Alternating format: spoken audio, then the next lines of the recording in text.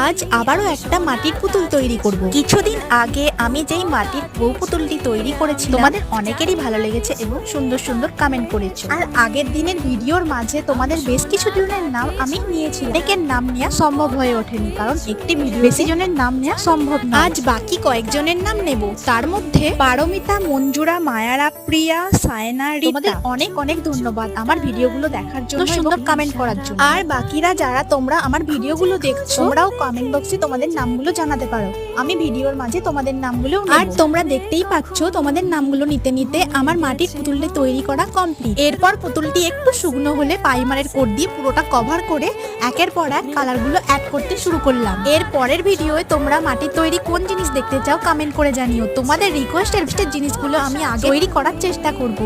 আমার তৈরি মাটির পুতুলটি তোমাদের যদি ভালো লেগে থাকে একটি লাইক করে দিও। দেখা হচ্ছে নেক্সট ভিডিও, ততক্ষণে আমার চ্যানেলটিকে প্লিজ সাবস্ক্রাইব